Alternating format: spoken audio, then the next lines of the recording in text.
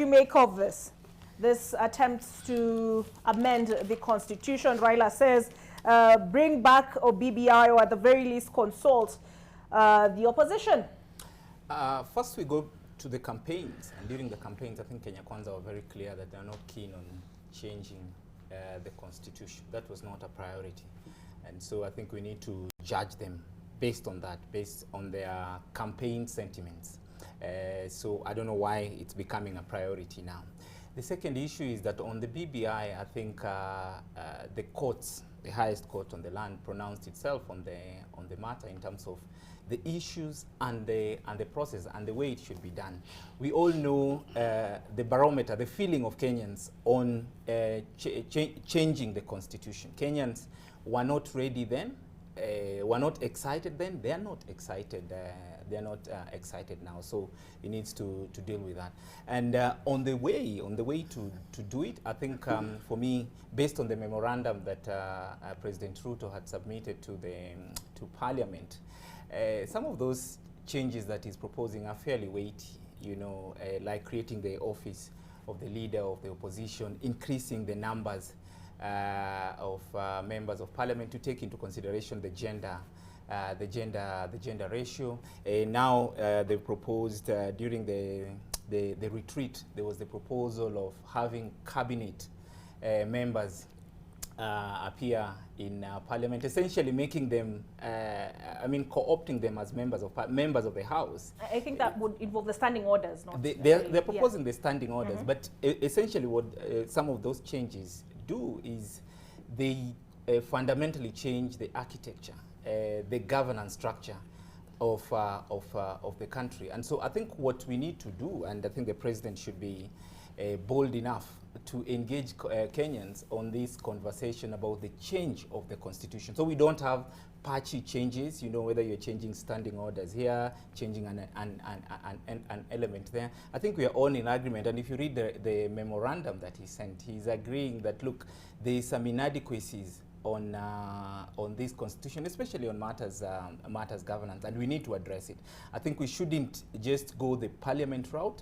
I think we need to go the people's route. I think we need to engage with the people, and I agree to a large extent that let's find a way of engaging people in this conversation about the change of the constitution. It's not a bad thing per se. I think we just need to agree what element we need to change for the better, you know, so that it is not for political or personal interest. But I think if we kept dodging this idea of engaging the people directly, we might end up in a situation where either you force the changes down the throat of the people, or people are going to reject or rebel. Someone is just going to run to court, and it's going to be again, we'll be stuck where we are. So I think we need to really have an honest conversation. And this is something, for example, the idea of having a leader of opposition in parliament.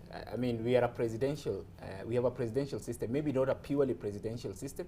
If you now want to introduce purely presidential, if you want to, maybe not purely, if you want to introduce now, if you want to now bring the leader of opposition in parliament, you're basically saying let's have more or less a mongrel of some sort, where you have now, a little bit of presidential, a little bit of parliamentary system. So I think let's face it. If there are things we need to change in the constitution, let's have that conversation with Kenyans. All right. I saw Prof shaking his head at a certain point. Charles was and then almost at another point, Charles was nodding his head, although now he's shaking it.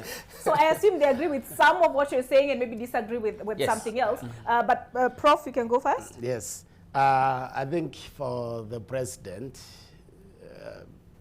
reaching into standing orders to get ministers to appear in the parliament is perfect. It does not mix the parliamentary with the presidential, which we have.